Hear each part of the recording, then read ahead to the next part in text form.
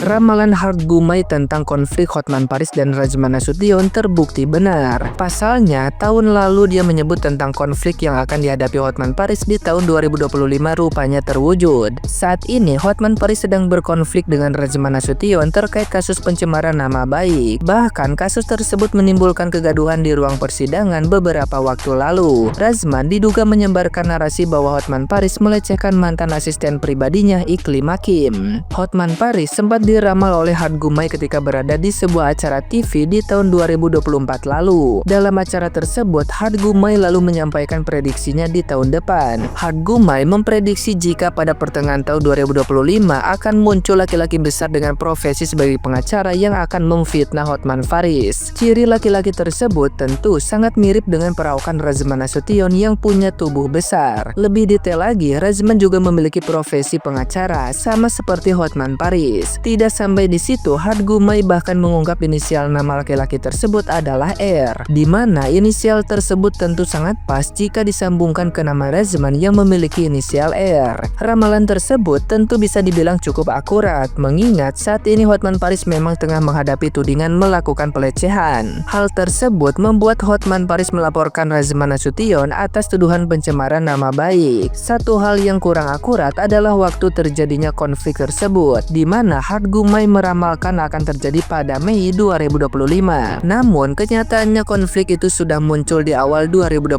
ini. Nah, gimana nih menurut netizen yang terhormat? Silahkan berkomentar ya. Rasman Arif Nasution, Firdaus Eyobo, kalau kau ngaku-ngaku pengacara, aku lebih pengacara daripada kau yang tidak pernah dipertanyakan statusku, ijazahku, dan lain-lain. Kau harusnya menjaga marwah dan martabat pengacara. Pengacara itu profesi terhormat. Profesi terhormat itu berdebat, adu gagasan, adu ilmu, bukan premanisme kampungan seperti itu. Ayo lo, sekarang karir bapak yang terancam. Dipecat kan dari pekerjaannya karena naik meja. Bapak mau tahu kenapa bapak bisa naik meja?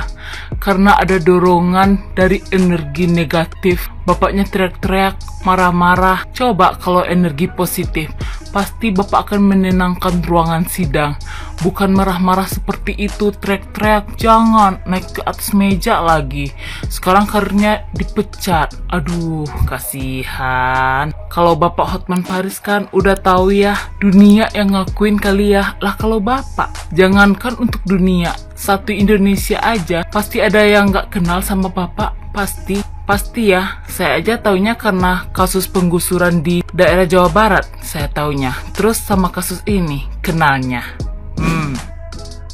Bos, lu pengacara apa stuntman? Naik meja di persidangan sampai dipecat. Gue udah pernah lihat beberapa pengacara kontroversial, tapi yang satu ini beda. Sidang serius malah naik meja. Akhirnya langsung dipecat dari organisasi advokat. Jadi gini, pengacara inisial FO resmi dipecat dari Kongres Advokat Indonesia atau KAI gara-gara aksinya yang bikin heboh pas sidang Hotman Paris versus Rajma Nasution di Pengadilan Jakarta Utara. Bukannya kasih argumen, malah panjat meja. Akibatnya bukan cuma dipecat, tapi KAI juga minta Mahkamah Agung buat cabut sumpah advokatnya. Artinya, udah bukan pengacara lagi, bos. Yang bikin ngakak dia sendiri bingung kenapa bisa naik meja. Bahkan minta CCTV biar tahu siapa yang menaikkan dia. Perasaan naik sendiri tapi jadi gravitasi yang salah. Bro, jadi pengacara itu ngomong di depan hakim, bukan ngejumping dari meja. Sidang itu bukan acara gladiator. Profesi advokat itu harusnya dihormati, bukan dijadikan ajang akrobat. Naik meja bukan solusi, tapi shortcut ke pemecatan. Nih ya, nggak peduli setinggi apa lo naik, kalau caranya salah, jatuhnya pasti lebih keras. Serius, gua tanya pendapat kalian, ini spontan beneran atau cuman acting? Tulis di komen. Ubur-ubur ikan lele. Kukira sudah berakhir, ternyata masih lanjut leh. Kemarin di persidangan ngamuk-ngamuk, sekarang di Mahkamah Agung ngamuk juga. Di mana-mana ngamuk anjir. Semua didatangin. Ntar sekalian Presiden Korea Utara didatangin juga. Orang Mahkamah Agung itu bukan nggak mau ngurusin lu, urusan mereka itu banyak lebih penting. Ngapain ngurusin urusan lu yang nggak penting itu? Ini juga ya wartawan Metro TV sama TV One ini Kenapa sih masih dikasih panggung? Nggak usah dikasih panggung, usah diliput lagi orang kayak gini anjir. Aduh. Rasman dan istrinya berteriak di ruang sidang, kemudian mengatakan bahwa kasusnya Rasman kan hanya kasus pencemaran nama baik, bukan kasus pembunuhan, pemerkosaan, ataupun kasus narkoba.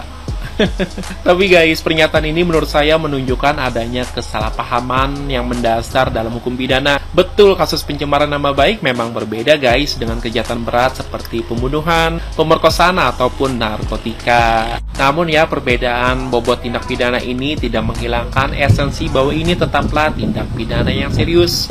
Nah, di dalam kasus pencemaran nama baik guys, khususnya yang diatur di dalam pasal 27 ayat 3 Undang-Undang ITE, ada mekanisme seperti mediasi dan restoratif justice. Namun, ini bukanlah jaminan guys bahwa kasus ini bisa diabaikan begitu saja. Ketika perkara sudah masuk ke persidangan, artinya ada dugaan kuat bahwa perbuatan itu melanggar hukum. Nah, kemudian terkait status terdakwa nih, ini bukan sekedar formalitas ya guys. Ini berarti seseorang sedang diadili dalam sistem peradilan pidana dan wajib hukumnya mengikuti peraturan di dalam persidangan. Jadi berteriak-teriak kemudian menantang hakim hingga membuat sidang ricuh itu bukan hanya pelanggar etika guys. Ini bisa termasuk ke dalam tindakan contempt of court yang justru merugikan terdakwa sendiri. Jadi ya, meremehkan perkara karena bukan kejahatan berat, ini adalah kekeliruan hukum yang fatal.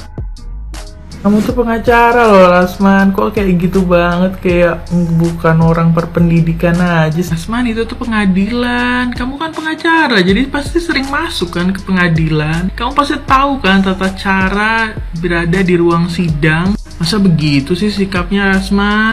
Mana hakimnya dibilang koruptor, kalau itu fitnah bisa dapat kasus lagi loh kamu gebrak-gebrak meja. Dan gara-gara kamu Rasman, teman kamu yang bela kamu sekarang dipecat. Tuh kan Rasman, Firdaus, Oiwobo yang belain kamu sampai naik meja akhirnya dipecat sama Kongres Advokat Indonesia. Udah nggak bisa lagi dia beracara, udah nggak bisa lagi dia bela-bela yang lain cuman demi kamu Rasman. Kamu memutus mata pencarian teman kamu berarti Rasman. Itu baru satu ya Rasman dari tindakan kamu kemarin. Makanya bersikap dan bertindak seperti seorang advokat Rasman. Jangan kayak orang gak berpendidikan Rasman. Ini saya menanggapi dengan kacamata sebagai orang biasa. Rasman seringkali mengatakan bahwa hakim itu berat sebelah, hakim itu tidak adil dalam memperlakukan dia dengan Hotman. Pernyataan Rasman bagi saya kelihatan agak lucu. Karena kenapa? Jelas hakim beda-bedakan yang mana dia dengan terdakwa dan dia dengan saksi. Terdakwa itu seperti orang yang diduga, dicurigai melakukan sebuah tindakan yang menyalahi hukum.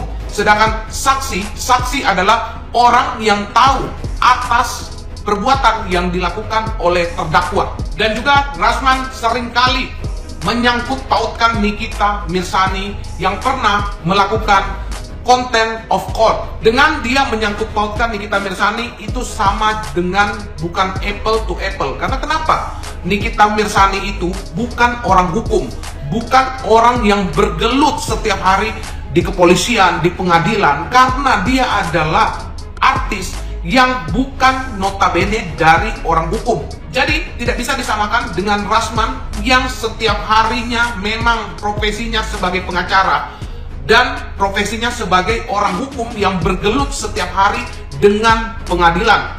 Jadi di sini ini pemahaman Rasman lebih tinggi harusnya dibandingkan dengan Nikita Mirzani yang orang yang tidak tahu atau tidak awam dengan hukum. Tidak semua statement dari Rasman saya tidak setuju. Ada juga yang saya setuju.